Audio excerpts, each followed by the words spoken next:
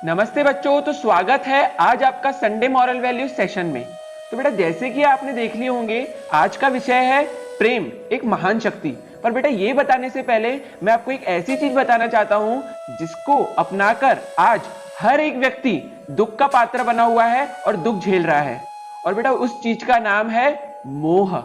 बेटा आजकल क्या होता है कि हमने प्रेम और मोह को समानार्थी बना लिए है। बेटा हमें क्या लगता है कि जो प्रेम है वही मोह है और जो मोह है वही प्रेम है।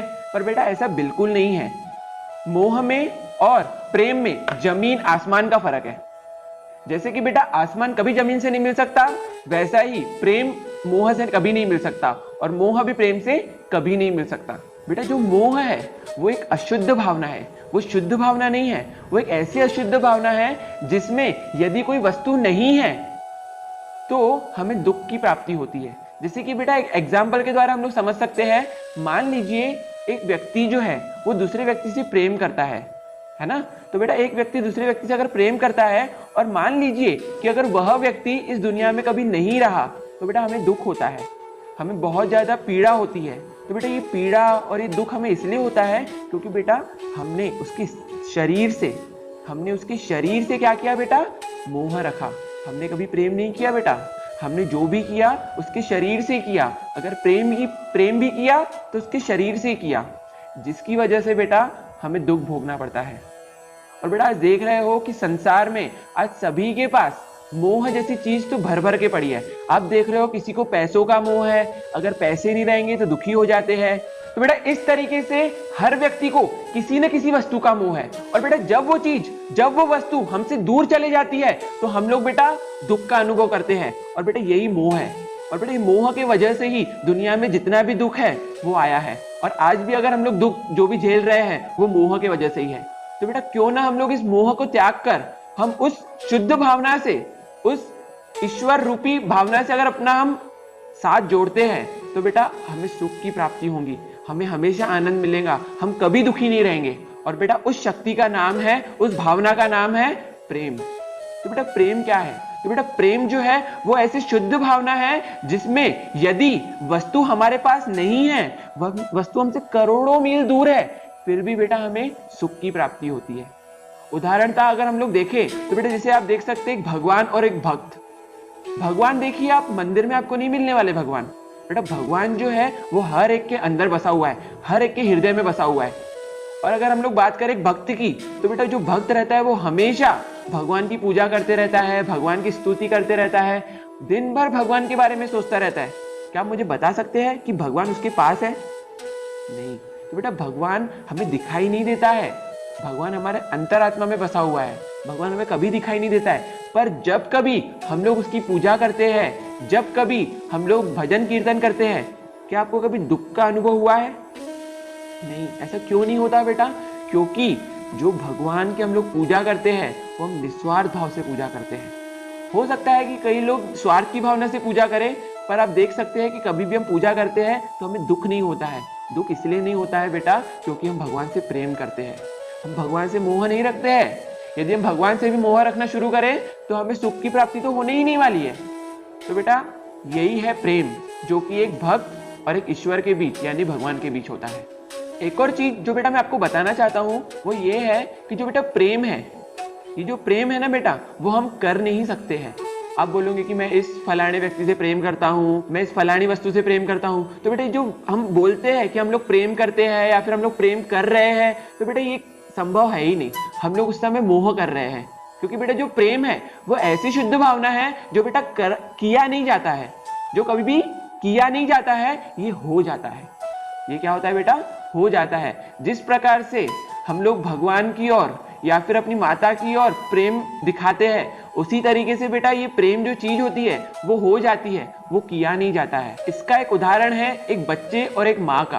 तो बेटा जैसे कि आपने देखा होगा जब एक बच्चा अपनी माँ की कोख से जन्म लेता है तो उसी के तुरंत बाद से वो अपनी माँ के प्रति प्रेम की भावना रखता है और वो बच्चा हमेशा अपनी माँ की गोद में रहना चाहता है और हमेशा माँ से लिपटा रहना चाहता है।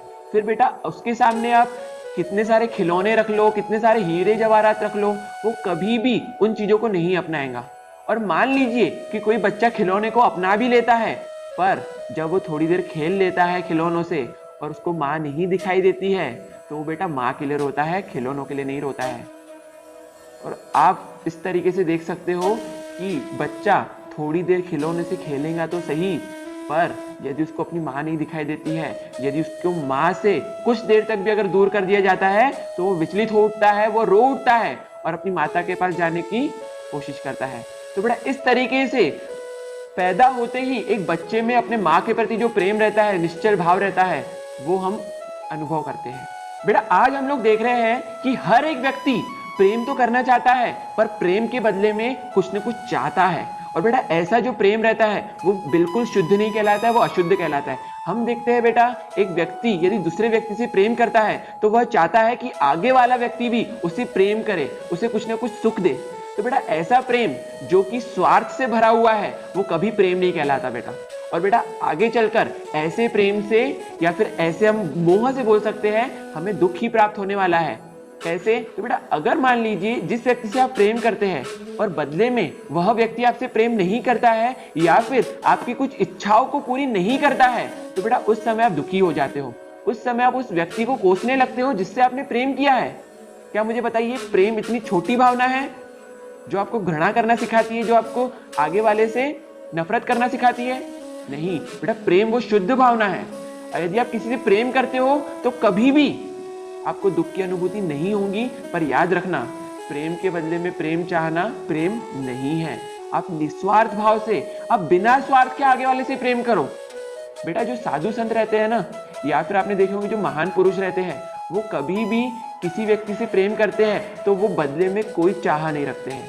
वो हमेशा ये चाहते हैं कि आगे वाला जो व्यक्ति है उसका हमेशा भला हो। वो ये नहीं चाहते कि आगे वाला व्यक्ति उसके लिए कुछ करे। तो बेटा ऐसा प्रेम हमें सभी प्राणियों के लिए रखना है। और बेटा जितना हो सके आगे वाले से प्रेम करो, आगे वाले को जो चीजें देना है प्रेम के अलावा भी आप सब चीजें दो, पर एक ही शर्त रखिए याद कि आपको आगे वाले से कोई भी अपेक्षा नहीं करना है। क्योंकि बेटा हमने पढ़े हैं expectation is the cause of all sufferings, यानी कि अपेक्षा ही सभी दुखों का कारण है। यदि बेटा हम किसी से अपेक्षा करते हैं तो बेटा वही आगे चल के हमारे दुख बनने वाली है। इसीलिए कोशिश कीजिए कि आप किसी से अपेक्षा मत कीजिए, नहीं तो बेटा आपको दुख झेलना ही पड़ेगा। और बेटा साथ साथ मैं आपको एक और चीज बता रहा हूँ कि बेटा हर एक प्राणी, चाहे वो छोटा सा पक्षी हो, चाहे वो किसी भी दर्जे का मनुष्य हो, हर एक मनुष्य उस परमात्मा का स्वरूप है, उस परमात्मा का अंश है। तो बेटा जिस तरीके से हर एक देवी देवता की हम लोग पूजा करते हैं और हर एक व्यक्ति भगवान की पूजा करता है, उसी तरीके से हमें भगवान के अंशों की भी पूजा करनी चाहिए, अर्थात उनसे प्रेम रखना चाहिए। तो बेटा हम, चाहे मैं हूं या फिर आप है या फिर कोई भी अन्य व्यक्ति, चाहे वो कचरा उठाने वाला क्यों ना हो, चाहे वो प्रधानमंत्री क्यों ना हो, चाहे वो कितना भी अमीर क्यों ना हो, चाहे वो छोटा सा गरीब क्यों ना हो, बेटा हर एक व्यक्ति उस परमात्मा का स्वरूप है। तो हमें चाहिए कि हम हर एक व्यक्ति से आत्मीयता रखें, हर एक व्यक्ति से अच्छा स्वभाव रखें और हर एक व्यक्ति में एकता का अनुभव करें। हमें किसी से भेद नहीं करना है, क्योंकि बेटा भेद तो उससे किया जाता है जो अलग होता है, पर बेटा हम सब तो एक हैं, हम सब तो बेटा एक ही परिवार के सदस्य हैं। आप देखते होंगे कि भारतीय संस्कृति हमेशा यह कहती है कि वसुधैव कुटुंबकम, यही बेटा हमारी संस्कृति है। और वसुधैव कुटुंबकम यानी कि ये पूरा विश्व हमारा परिवार है और विश्व में हर एक जो व्यक्ति है, हर एक जो प्राणी है वो हमारे परिवार का सदस्य है। तो क्यों ना हम लोग इस ऊंची संस्कृति को अपनाएं और हर एक व्यक्ति से प्रेम करें और हर एक व्यक्ति में उस भगवान स्वरूप का दर्शन करें, ताकि प्रेम करने की जरूरत ना पड़े, प्रेम स्वतः ही हो जाए। और साथ साथ बेटा हमारी संस्कृति भी रही है आत्मवत् सर्वभूतेषु की। आत्मवत् सर्वभूतेषु यानी मतलब क्या होता है बेटा? तो इसका मतलब होता है कि सभी प्राणियों को अपनी तरह समझना, यानी कि जिस तरीके से हम अपने शरीर से प्रेम करते हैं, अपनी आत्मा से हम लोग प्रेम करते हैं, उसी प्रकार हम सभी से प्रेम करें, सभी के दुख दर्द को अपना दुख दर्द समझे और उनको सुलझाने की कोशिश करें। यही है बेटा आत्मवत् सर्वभूतेषु का सिद्धांत, यानी कि हर एक व्यक्ति अपनी तरह ही है। एक और चीज समझने की आवश्यकता है बेटा हमें कि चाहे व्यक्ति कितना भी अच्छा क्यों ना हो या कितना भी बुरा क्यों ना हो, हमें सबके प्रति प्रेम रखना है।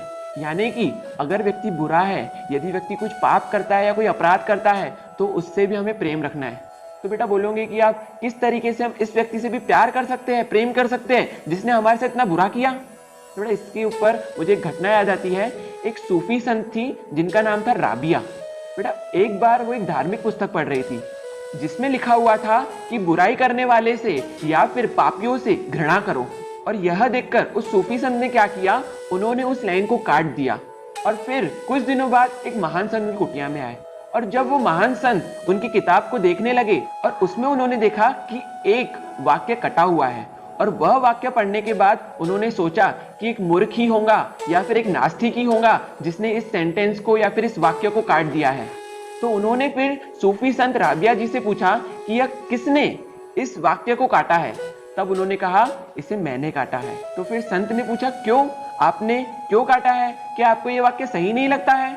तब राबिया जी ने कहा कि जिस दिन से मैंने उस परमात्मा को पा लिया है, जब से मुझे हर एक व्यक्ति में परमात्मा का स्वरूप ही दिखाई देता है, तो मैं किस तरीके से किसी भी व्यक्ति से घृणा करूं। उनको ये समझ में ही नहीं आ रहा था कि वो किसी व्यक्ति से घृणा कर कैसे सकती है जब उसे हर एक व्यक्ति में उस परमात्मा के दर्शन हो रहे हैं। यह सुनकर वो साधु बोला, धन्य है। तो आप भी इसी तरीके से हर एक व्यक्ति में परमात्मा का स्वरूप देखिए, जिससे आपके अंदर प्रेम जाग उठेगा हर एक व्यक्ति के लिए। और बेटा व्यक्ति कितना भी बुरा हो, यदि पर हम उससे प्रेम करते हैं तो उसकी बुराई निकल जाती है, वो सच्चा भक्त बन जाता है। तो बेटा इससे मुझे एक कहानी याद आती है जिसमें एक चोर था और एक साधु था। बेटा जो चोर था वो कई दिनों से चोरी करने की फिराक में था, पर कहीं चोरी नहीं कर पा रहा था, जिसकी वजह से वो बहुत भूखा था। उसको बहुत ज्यादा भूख लग चुकी थी और वो जीवित रहने के लिए बहुत ज्यादा असहाय हो गया था। और एक दिन वह एक साधु की कुटिया में गया, यह सोचकर कि उस साधु की कुटिया से वह कुछ खाना और फल चुरा लाएगा और अपना पेट भर लेगा। पर जैसे ही वह साधु की कुटिया में गया तो उसी वक्त साधु भी लघु शंका के लिए बाहर जाने लगे। तो उनका सामना चोर से हुआ। तो उन्होंने बिना आश्चर्य के चोर से पूछा कि क्या हुआ भाई, इतनी रात को क्यों कष्ट किया? तो फिर चोर ने जवाब दिया कि वह कई दिनों से भूखा है, उसे बहुत ज्यादा भूख लगी है, उसे खाने के लिए कुछ चाहिए। तो बेटा यह सुनकर साधु ने बोला, आओ बैठ जाओ, मेरे पास खाना कुछ पड़ा है, मैं वो आपको लाकर देता हूँ। और फिर साधु ने उस चोर की इस तरीके से खातिरदारी की, उसके सामने चटाई बिछाई, उसके सामने खाना रखा और उस निश्चल प्रेम से उस चोर को खाना खिलाने लगे, जिसे देखकर चोर को बहुत पीड़ा होने लगी। अब पीड़ा क्यों होने लगी? क्योंकि आज तक उसने ऐसा प्रेम कहीं नहीं पाया था, उसे प्रेम का अनुभव कभी हुआ ही नहीं था। जिस तरीके से साधु उसे खाना खिला रहे थे, यह देखकर वह अंदर ही अंदर बहुत ज्यादा कुंठित हो उठा और मन में ठान लिया कि खाना खाने के बाद वह साधु को बता देगा कि वह एक चोर है। और फिर जब उस चोर ने साधु से कहा कि मैं एक चोर हूं और मैं यहाँ पर चोरी करने के आशय से आया था और मैं आपका गुनहगार हूं, और फिर उस साधु ने कहा, यदि तुम्हें अपने पाप का प्रायश्चित ही करना है, यदि तुम्हें अपने अपराध के लिए क्षमा चाहिए, तो आप उस परमात्मा के पास जाइए, क्योंकि वही सबको क्षमा करता है। और इस तरह साधु का स्नेह देखकर, साधु का प्रेम देखकर वो साधु की शरण में आ गया और फिर उसने भगवान की पूजा करना शुरू किया, परमात्मा की पूजा करना शुरू किया। और एक दिन ऐसा आया कि वो एक अच्छा इंसान और एक अच्छा नागरिक बन गया। तो बेटा इससे हमें पता चलता है कि हर व्यक्ति में अच्छी भावनाएं छुपी हुई है, हर एक व्यक्ति के अंदर एक अच्छा इंसान छुपा हुआ है। और यह अच्छाइयाँ उस समय जागृत होती है जब वह व्यक्ति किसी साधु संत या फिर किसी परमात्मा के सानिध्य में आता है। और बेटा इससे हमें एक और चीज सीखने मिलती है कि बेटा एक बुराई को बुराई से खत्म नहीं किया जाता है, एक बुराई को घृणा से खत्म नहीं किया जाता है, एक बुराई को या फिर बुरे व्यक्ति को अच्छाई से यानी कि प्रेम से सुधारा जा सकता है।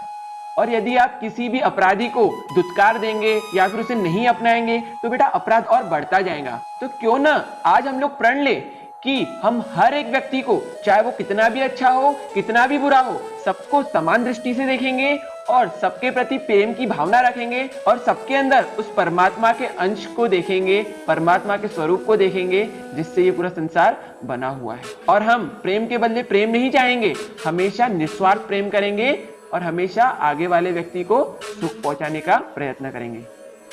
धन्यवाद।